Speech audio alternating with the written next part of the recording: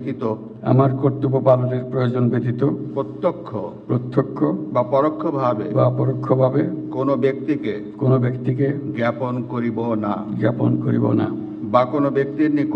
বা কোনো ব্যক্তির নিকট প্রকাশ করিব না। ধন্যবাদ।